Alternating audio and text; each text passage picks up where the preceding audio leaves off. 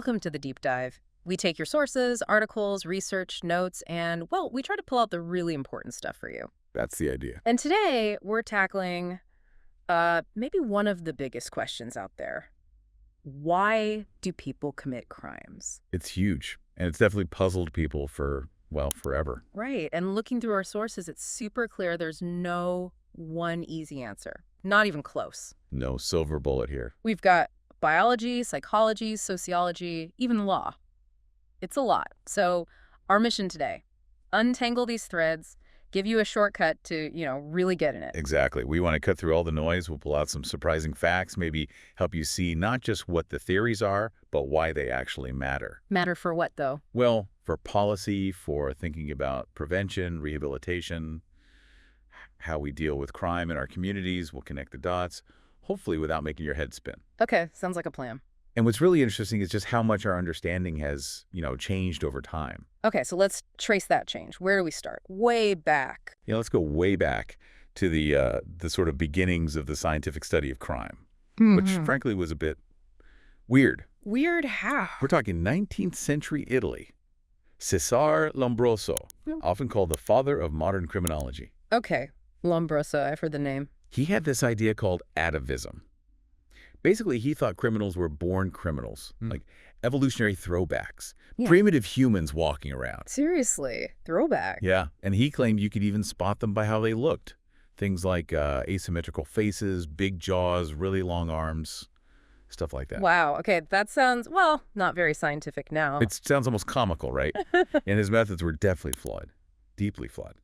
But to give him some credit, he did push the study of crime towards science, away from just philosophy or religion. So, a flawed start, but a start nonetheless. Exactly. And those early kind of problematic ideas about biology didn't stop there. No. In the early 20th century, you had these family studies like the Jukes or the Kallikak family. Maybe you've heard of them. Vaguely. What was their deal? They tried to trace crime through generations. They basically concluded that bad blood or feeble-mindedness was inherited, and that's what made people criminals. Yikes. That sounds really problematic. Oh, hugely. They're completely discredited now. Terrible methods, really dangerous social implications, fit into some nasty eugenics ideas. Okay, so moving on from that, how did the science get better? Well, researchers started using more, let's say, sophisticated methods, like twin studies and adoption studies. The nature versus nurture debate. Precisely. They compare identical twins who share nearly all their genes with fraternal twins, who share about half, looking for differences in concordance rates. Concordance, meaning how often both twins ended up being criminals. Exactly. And adoption studies did something similar. They'd look at adopted kids and see if their criminal behavior matched their biological parents' nature or their adoptive parents' nurture. But that still sounds really difficult to untangle, doesn't it? It is. It's incredibly hard. Identical twins often have more similar environments too, not just genes, and adoption placements aren't always random. The environment is always muddying the waters. Right. So where are we now with genetics and crime? Well, modern genetics is light years beyond that early stuff. The big takeaway, there is no single crime gene. That's just not how it works. Okay, so what is the focus then? It's all about gene-environment interactions. Think of it like this. A gene might be like a loaded gun, a predisposition. Okay. Like the MAOA gene, the one sometimes called the warrior gene in the headlines. Yeah, I've heard of that. That might be the gun. But it only leads to something like aggressive behavior if the environment pulls the trigger, like severe childhood abuse or neglect. That combination might show a link, but it's complex and definitely not a direct cause for all crime. That's a really helpful analogy. The gun needs the trigger. Exactly. So wrapping up this biological part, genetics might play a tiny indirect role, maybe predisposing someone to, say, impulsivity. Perhaps. Certain temperaments, maybe. But these are massively shaped by everything else, your upbringing, your environment, what you learn. So when we look at crime rates across society, social and economic factors are way, way more significant. Biology is a very small piece of a much bigger puzzle. Okay. So if biology can maybe nudge certain traits, how does the law deal with someone's mental state when they commit a crime? The whole responsibility question. Now that brings us to a really important legal concept, Knighton's rule. Knight. Sounds old. It is. Comes from an English case back in 1843.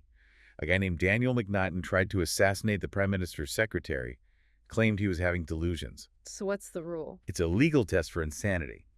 Basically, to use the insanity defense successfully under Igniton, the defense has to prove two things about the person at the time of the act. Okay, what are they? First, they were suffering from a defective reason, from disease of the mind. So a real mental illness impairing their reasoning. Got it. And second? Second, because of that defect, they either didn't know the nature and quality of what they were doing, meaning they literally didn't understand the physical act, like they thought they were slicing bread, but it was actually a person. Okay. Or if they did know what they were doing physically, they didn't know it was wrong. Maybe they thought God told them to do it, due to a delusion. That sounds like a really high bar to clear. It absolutely is. Very specific. Disease of the mind, defective reason, not knowing the nature and quality, not knowing it was wrong. And if they meet that bar, found not guilty by reason of insanity, Then they aren't sent to prison. They're committed to a mental health facility. Mm. The law recognizes that certain mental states mean you didn't have criminal intent. But Igniton's been criticized, right? I feel like I've heard that. Oh, heavily. The main criticism is that it's too narrow. It only looks at cognition, whether you knew right from wrong. It doesn't really address volition, your ability to control your actions.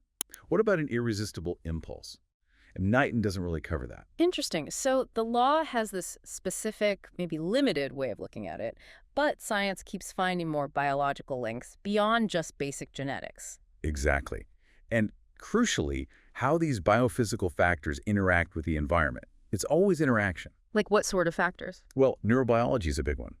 Using brain scans like fMRIs, research links differences or damage in brain areas to behavior. Which areas? The prefrontal cortex is key. It's involved in planning, impulse control. And the amygdala, which processes emotions. Abnormalities there can be linked to aggression or impulsivity. So actual brain structure and function. Yes, and also neurotransmitters, the brain's chemical messengers. Imbalances in things like serotonin or dopamine can affect mood, reward-seeking, self-control. Okay. What else? Hormones come into play too. Testosterone, for example. There's a correlation with aggression, especially in males, but it's definitely not deterministic. Social factors are huge. Right. Correlation isn't causation. Precisely. And even cortisol, the stress hormone. Some studies find lower levels in antisocial individuals, maybe linked to reduced fear or more sensation-seeking. Lower cortisol, less fear. Interesting. Then there's psychophysiology. Things like lower resting heart rates or reduced skin conductance, how much you sweat in response to stimuli. What does that suggest? It might indicate a reduced fear response or maybe a need for more intense experiences to feel stimulated, again, potentially leading to risk-taking. And you mentioned environmental factors interacting. What about things outside the body affecting biology? Absolutely. A really stark example is lead exposure. Early childhood lead exposure is consistently linked to brain development issues, lower IQ, and, crucially, increased aggression and impulsivity later in life. Wow. Lead poisoning. Yeah, it's a toxin directly impacting brain biology and behavior. So this brings us back to that interaction idea again, but broader now. Exactly. It's often called the Diathesis-Stress model. So else? Diathesis is the underlying vulnerability, maybe genetic, maybe biological, like brain structure. The stress is the environmental trigger, like abuse, neglect, poverty, lead exposure. So you need both, the vulnerability and the stressor. Often, yes. The idea is the vulnerability might only manifest as criminal behavior when that environmental stress hits. Biology isn't destiny, it's a predisposition interacting with life experience. Okay. So summing up this biophysical part, valuable insights into risk, but definitely not the whole story. Not by a long shot. These factors often miss the huge impact of social context, economics, culture.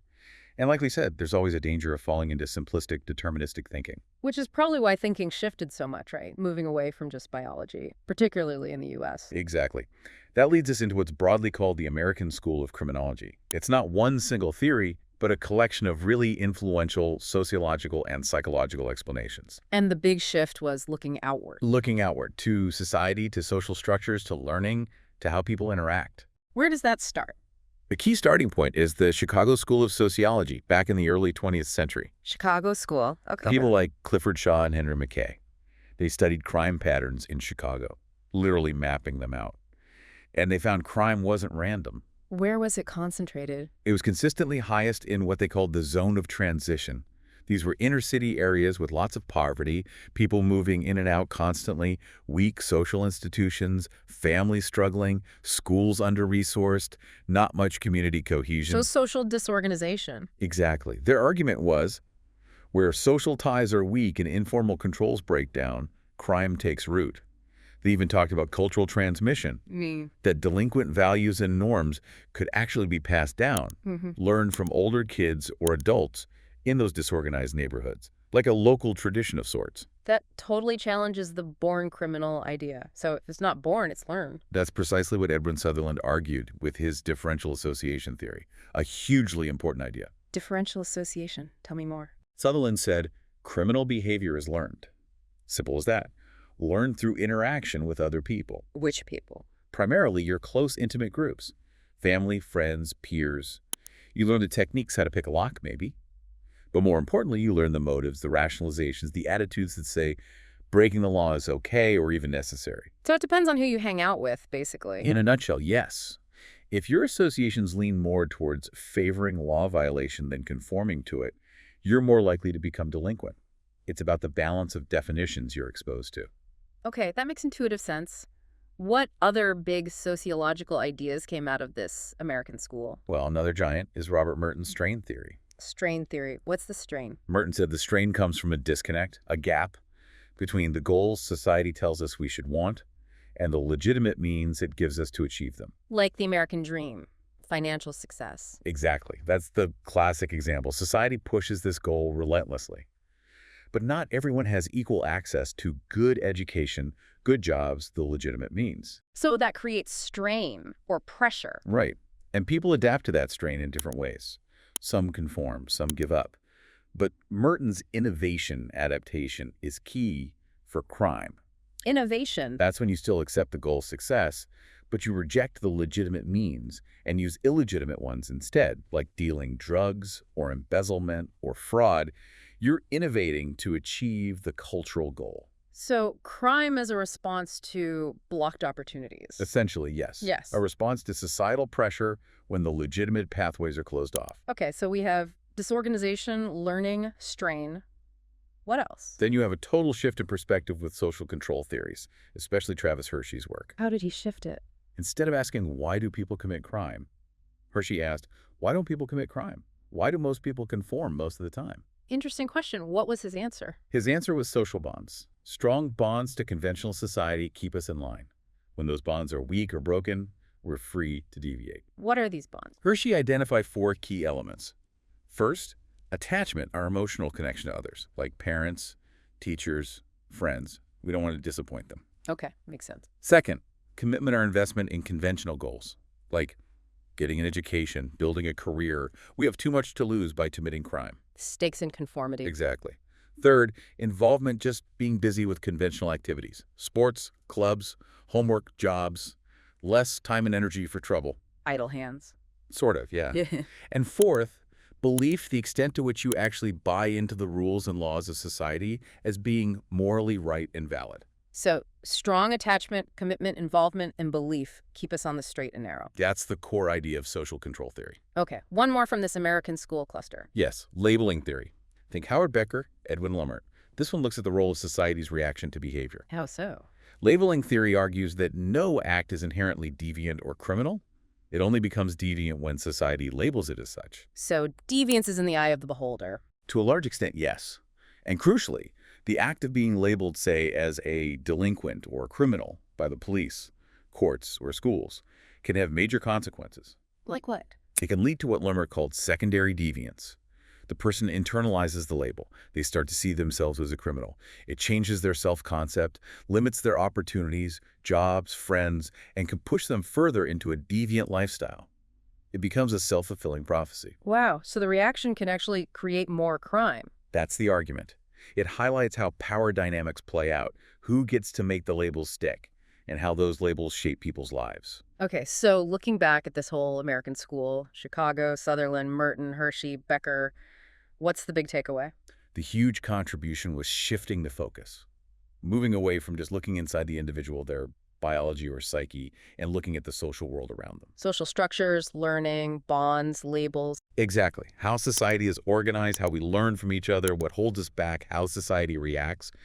These became central questions, and these ideas massively influenced how we think about preventing crime and rehabilitating offenders. Makes sense. Now, should we delve a bit into the psychological side beyond just the biology, like the mind itself? We should. And you almost have to start with Sigmund Freud, even though he wasn't strictly a criminologist. Freud, okay. Ego, superego. That's the framework. The id is the primal, pleasure-seeking part. The superego is the conscience, the internalized rules of society and parents. And the ego is the mediator, trying to balance the two in reality. How does that relate to crime? Well, Freudian psychology offered a few explanations. One idea is a weak superego. If the conscience doesn't develop properly, maybe due to parenting issues, the id's impulses aren't controlled, leading to antisocial behavior. So lack of internal control. Right. Or, paradoxically, an overly punitive superego. This is the idea of the neurotic criminal. Someone feels such intense unconscious guilt that they commit crimes in order to get caught and punished, which temporarily relieves the guilt. Whoa. Crime to seek punishment? Counterintuitive, but that was one idea. Also problems with the ego failing to mediate effectively, leading to poor impulse control. Or seeing crime as symbolic acting out some unconscious conflict or unresolved childhood trauma. But Freud's ideas are hard to test, right? Extremely hard. That's the main critique in criminology. It's deep, unconscious stuff, hard to measure empirically. Plus, it can seem very deterministic, blaming everything on early childhood. And maybe it explains individual cases better than, large-scale crime patterns. Okay, so beyond Freud, what other psychological angles are important? Lots. Personality theories are big, especially antisocial personalities disorder, ASPD, or what people often call psychopathy. ASPD, what are the traits? A pervasive pattern of disregarding and violating the rights of others. Impulsivity, deceitfulness, aggressiveness, irresponsibility, and crucially, a lack of remorse. And that links strongly to crime. Very strong correlation. Not everyone with ASPD is a criminal, and not all criminals have ASPD, but the overlap is significant.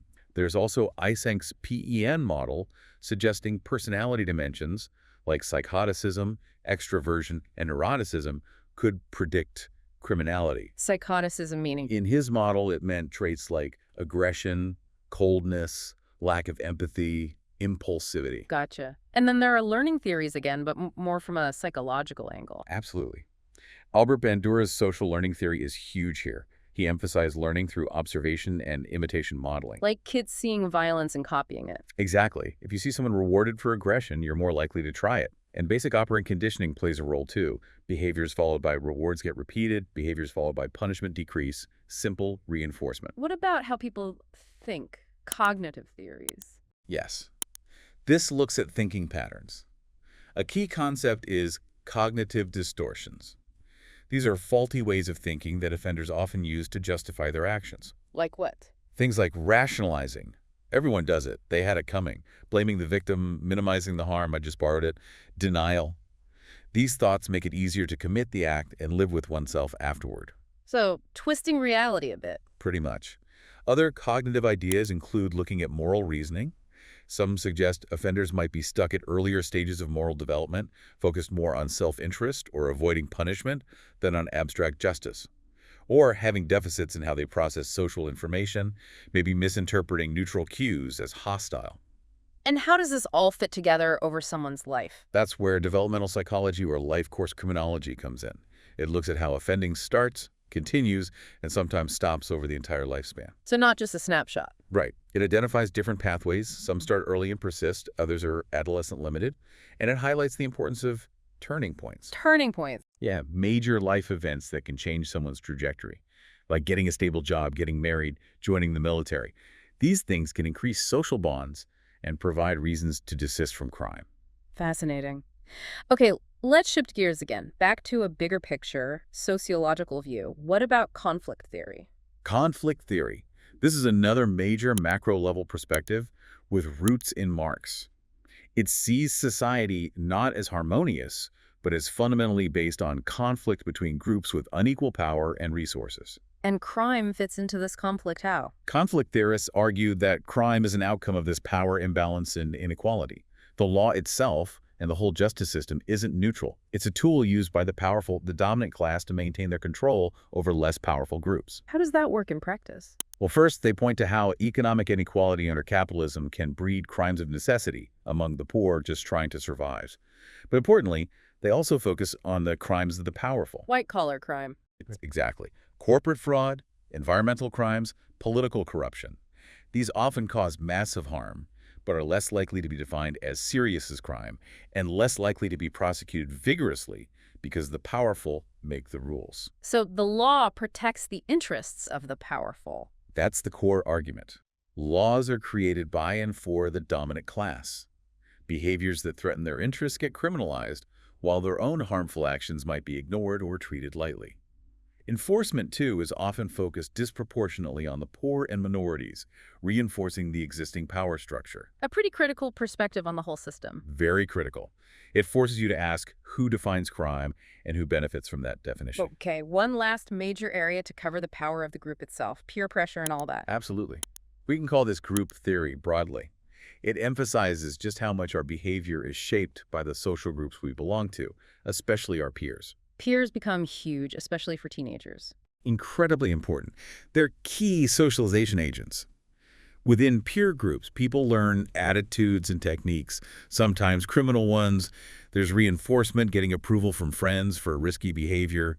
Conformity pressures are immense. And maybe feeling less responsible in a group? Yes, that diffusion of responsibility, doing things in a group you'd never do alone because you feel less individually accountable. This sounds like it connects to subcultures. Directly. Subculture theories build on this. Albert Cohen talked about delinquent subcultures forming among lower-class boys who felt frustrated by their inability to achieve status according to middle-class standards like success in school. So they create their own standards. Right. They flip middle-class values on their head. They gain status within their subculture through behavior that's often non-utilitarian, malicious, negative, just acting out against a system that rejected them. And others built on that. Yeah, Cloward and Olin's opportunity theory is key. They said the type of delinquent subculture that forms depends on the illegitimate opportunities available in a neighborhood. Different kinds of opportunities. They identified three types. Criminal subcultures, where organized crime provides opportunities for youth to learn and move up in theft or rackets. Conflict subcultures, in really disorganized areas where status comes from violence and gang fighting. And retreatist subcultures, for double failures who can't make it legitimately or illegitimately, often focused on drug use. So the environment shapes the type of group deviance. Exactly. And of course, the prime example of group theory in action is gang behavior. Gangs provide identity, status, protection, but often require criminal activity as part of membership. But groups can be positive too, right? Definitely. The flip side is the concept of collective efficacy. This is about strong social cohesion in a neighborhood combined with residents' willingness to intervene for the common good. High collective efficacy is linked to lower crime rates. So community bonds matter. Hugely. And just to bring it up to date, think about online groups now. They can facilitate crime too, cybercrime, sharing extremist views, coordinating illegal activities. The power of the group adapts to new technologies. Wow. Okay, that was definitely a deep dive. It covers a lot of ground. Yeah, we went from Lombroso's born criminals and those flawed early genetic ideas. Right through brain chemistry, hormones, lead poisoning. Then M. Nighton's rule, Freud's unconscious drives, personality disorders, how we learn and think. And then the huge impact of social disorganization, strain, social bonds, labeling. Conflict theory's critique of power, and finally, the undeniable influence of our peer groups and subcultures. It's incredibly complex. It really is. And if there's one overarching conclusion from basically all our sources, it's that simple fact. There is no single cause. No magic bullet explanation. No. A real understanding, a holistic one, has to integrate all these levels. It's always this intricate dance between individual factors, biological, psychological, and the broader social, economic, and environmental context they exist within. It's a tapestry, lots of interwoven threads. That's a great way to put it, a complex tapestry. So we leave you with this thought. Given this incredibly complex web, all these factors we've talked about contributing to criminal behavior, what do you think is the most overlooked cause? Or maybe the most underrated one? The one that needs more attention if we really want to pursue justice and build safer communities. Something to chew on. Definitely. Thanks for diving up with us today.